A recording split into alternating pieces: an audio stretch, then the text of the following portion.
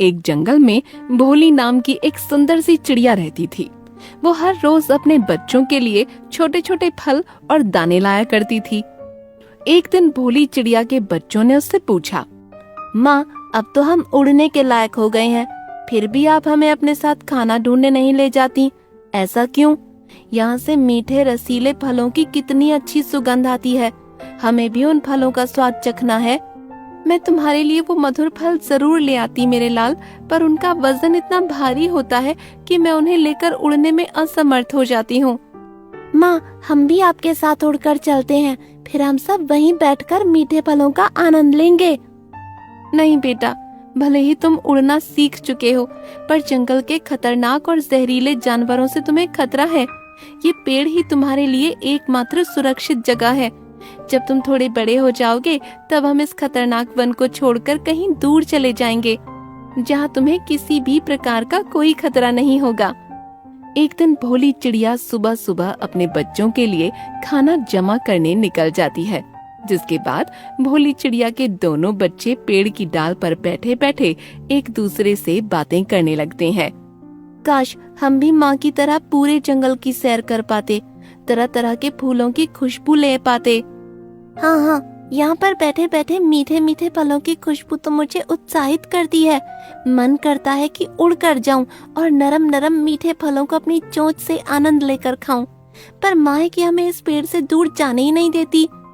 उसी डाल पर बैठ एक कौवा दोनों बच्चों की सारी बातें चुप चुप कर सुन रहा था, और कौवे ने बच्चों से कहा, मुझे लगता है तुम्हारी माँ ये नहीं चाहती कि तुम जंगल की सैर करो और मीठे मीठे फल खाओ।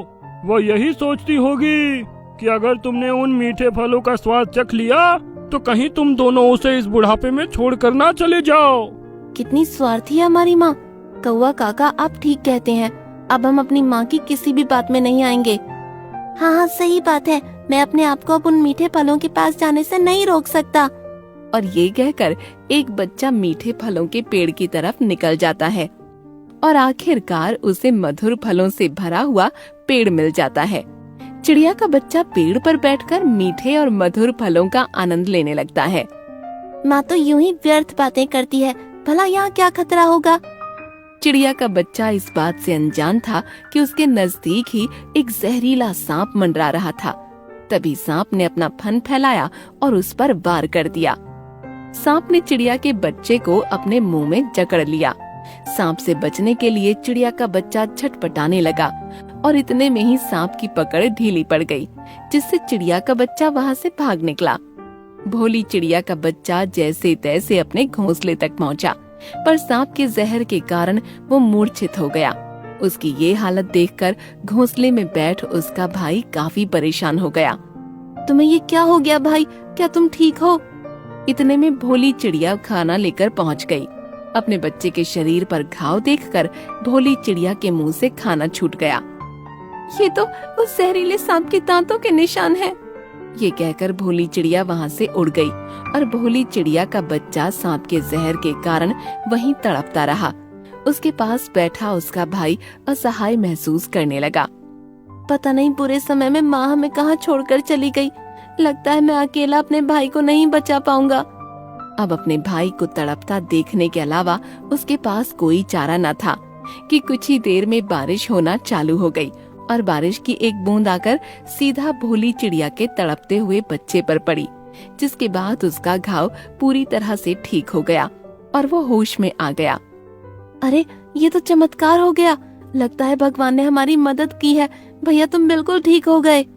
हाँ भैया, अब मैं बिल्कुल ठीक महसूस कर रहा हूँ, बल्कि पहले से ज्यादा बलवान और स्वस्थ महसूस कर रहा हूँ। पर माँ कहाँ है? मुझे इस हालत में देखकर अभी तक आई नहीं।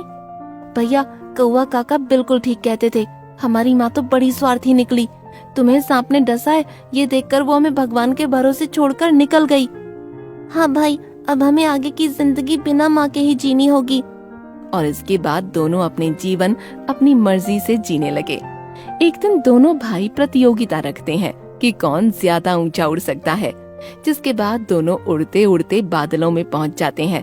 तभी वहाँ उन्हें एक बादल मिलता है, जो उन्हें देखकर बोलता है, क्या तुम दोनों भोली चिड़िया के बच्चे हो? क्योंकि इतना ऊंचा तो केवल भोली चिड़िया ही उड़ सकती थी। नाम मतलब स्वार्थी औरत का, जो मुझे भगवान के भरोसे मरता छोड़कर चली गई। लगता है तुम्हें अभी तक सच्चाई मालूम नहीं है। कैसी सच्चाई? एक दिन तुम्हारी माँ भोली चिड़िया घबराती हुई आसमानों की तरफ उड़ती जा रही थी, पर मैंने उसका रास्ता रोकते हुए उसे इतने ऊपर आने की वजह पूछी। तब तुम्हारी माँ ने बताया, मेरे बच्चे को एक जहरीले सांप ने डस लिया है, जिसका इलाज धरती पर संभव नहीं है, इसलिए मैं भगवान के पास मदद मांगने जा रही हूँ। सुनो चिड़िया, मैं एक जादुई बादल हूँ। मेरे पानी की बूंदें तुम्हारे बेटे को एकदम स्वस्थ कर देंगी, पर मैं ये देख रहा हूँ कि तुम्हारे बेटे के पास समय बहुत कम है और उसे अभी की अभी जादुई पानी देना होगा, और अगर देर हो गई तो जादुई पानी भी तुम्हारे बच्चे की जान बचाने में असमर्थ होगा। तो किस बात की देर है बादल भैया, जल्दी से मेरे बच्चे की जान बचा लो, मैं जीवन भर आपकी आभारी रहूंगी। मैं तुम्हारे धरती पर पहुंचने के पहले बारिश नहीं कर सकता, वरना मुझसे निकलने वाली बिजली तुम्हें झुलसा देगी, और यदि मैं तुम्हारे धरती पर पहुंचने तक इंतजार करता हूँ तो तुम्हारे बच्चे की जान खतरे में आ जाएगी। मुझे मेरी परवाह नहीं है बादल भैया, बस आप मेरे बच्चे को बिल्कुल ठीक कर दीजिए। जिसके बाद मैंने पानी बरसाना शुरू कर दिया और तुम्हारी माँ ने तेजी से धरती की तरफ उड़ना शुरू कर दिया, पर वो धरती पर पहुंचती उससे पहले मुझसे निकलने वाली बिजली ने उन्हें शिकार बना लिया और तुम्हारी माँ तड़पती हुई धरती पर आकर गिर गई, जिससे उनकी मौत हो गई। बादल के मुंह से सच्चाई सुनकर भोली चिड़िया के दोनों बच्चे रोने लगे। हम दूसरों की बातों में आकर अपनी माँ को गलत समझ बैठे और हमने अपनी प्यारी माँ को खो दिया। हमें माफ कर दो माँ, हमसे बहुत बड़ा अपराध हो गया।